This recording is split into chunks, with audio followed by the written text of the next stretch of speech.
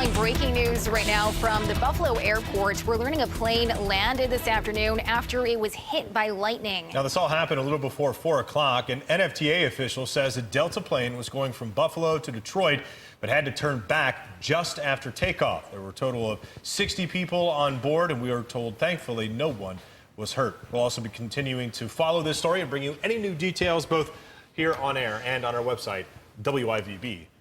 And let's go ahead and take a live look over downtown Buffalo, where it looks like a little bit of that rain has started to move out. We saw this camera covered with raindrops when we looked at it at 4 o'clock, so it shows that it's a little bit of a difference in the past half hour. It's also a little shaky too, and in fact, some of the cams that we had looking down at the Bison's game down at Coca-Cola Field also showed that it was kind of shaky. A little wind associated with some of this rain too, right? Yep, and that's what's going to be rolling in over the next couple of hours. So yesterday, if you remember, I was talking about gusts to 40 miles per hour. Now we're starting to open that window. Erie, PA, the last gust was 44. Our gusts have been, for the most part, in the teens or less, so it hasn't been an issue yet today. The rain showers have been moving pretty quick. I mean, 50 miles an hour. So as they rolled in, they rolled pretty quickly, at least out of the downtown area. So that's quickly improving conditions there. Great news for the Bisons. But on the first couple frames of this, you can actually see a couple of those lightning strikes. That had to do more with the interaction of the breeze off the lake with the cold lake water and, this warmer air aloft. Looking at the wider view here, you see this piece kind of racing out of the area. So at 50 miles an hour, these showers should even get to the east of Genesee and Wyoming, even eastern Allegheny County, within the next half hour. They should be out of here. So it's a pretty quick transition. So the model here, doesn't show much more for the short term. Once we get into early tomorrow morning, 3, 4, 5, 6 a.m., we start to get into our next chance for some showers. This is that all-important warm front. It's going to be a very tricky forecast into the weekend, and my only concern with this line is that, yes, it will remain the focal point for the rain showers, but it'll also introduce this big spread in temperatures to the north and south. Well, the rain is going to be falling in the colder air, and if that line comes far enough south, we're likely to see a chance for some ice on Saturday, and that's something I'll touch on in my next forecast. But I just kind of want to alert people that is something we are watching, and that is a distinct possibility. Temperatures right now are very mild across a good stretch of the area, and with breeze out of the south and southwest, we're likely to see the numbers actually climbing, especially now that the rain is transitioning out of Buffalo. That'll leave us room to actually warm up over the next couple of hours, and it's just a wild forecast. Temperatures are all over the place. So for the overnight hours, I think the coldest numbers will be right near Lake Ontario, the warmest numbers all the way down near the Pennsylvania line. Winds will settle down. We get into some rain early tomorrow morning, and tomorrow it's mainly rain and a huge spread of temperatures across western New York, with some reaching the 60s, some in the 40s. We'll have the latest on that and that ice chance for Saturday coming up next. Dave, Christy.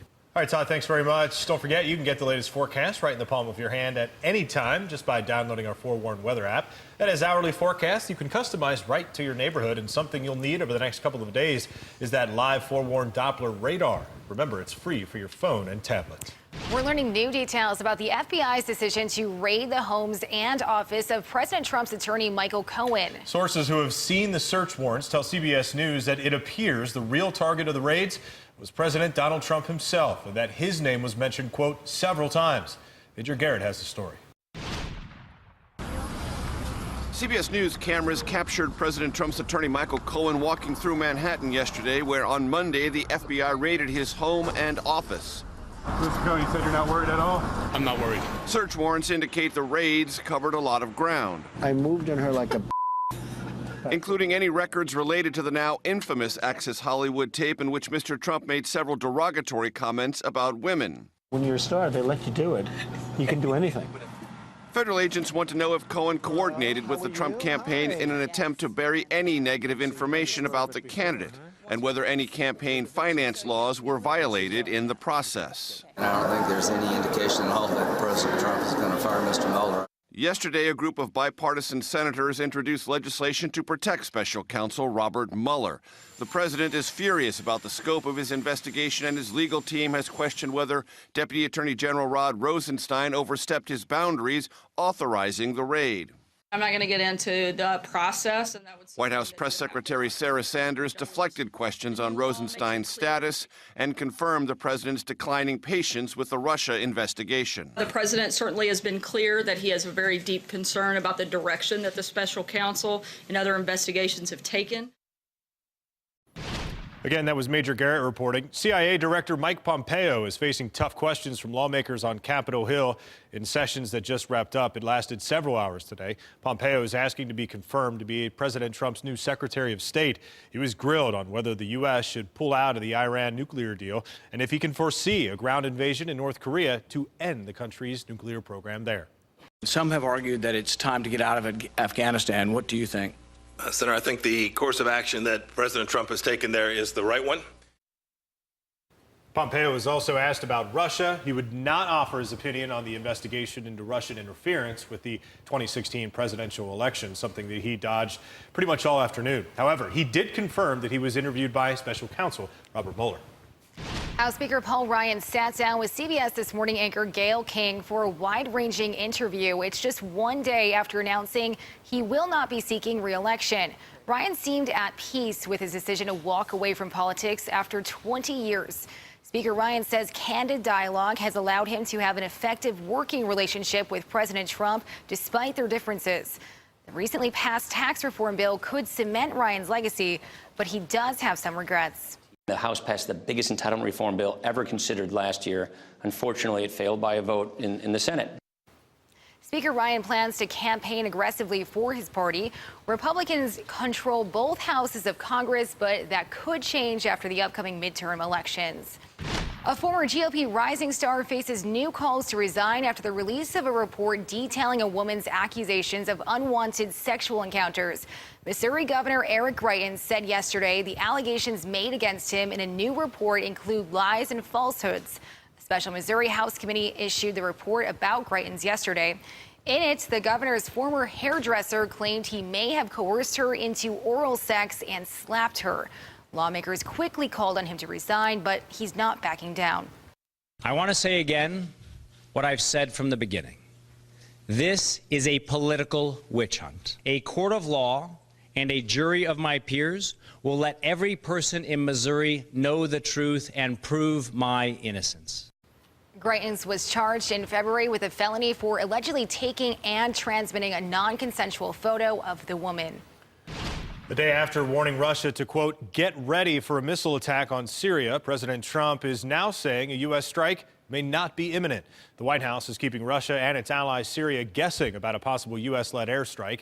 On Twitter this morning, President Trump wrote, quote, never said when an attack on Syria would take place. Could be very soon or not so soon at all. The U.S. and its allies are weighing their response to a suspected Syrian chemical attack on civilians. It took place last weekend in the rebel-held town of Douma. Syrian government forces have since seized control of that area. France and the UK have indicated that they may join the U.S. in launching a coordinated attack on Syria. Well, a group of high school students in Manhattan is marking Holocaust Remembrance Day by reenacting moments from the lives of Holocaust survivors. It's just one of more than a dozen performances across New York City from the Witness Theater program. It brings survivors and students together. They work for months to craft a stage production that will keep the survivors' memories alive for future generations. I grabbed the arm of the SS man and I screamed, why? Why? Why do you have to take my father away? Witness Theater is a way that Holocaust survivors and high school students connect. The German airplanes were so low we could see the pilots' faces. I play Esther. Every survivor has a profound and different story. These are very unusual children. They volunteered to do a very hard and difficult performance. It's been really crazy to hear their stories, and I'm playing Eleanor. We were going to be separated. And listening to her story and now taking on her story makes me feel so much responsibility to, do it justice, because the women that we've been working with are probably 5 of the most incredible women I've ever met in my entire life. We walked day and night, cold weather, into the fields. I used to sleep in haystacks. My father knew what was going to happen.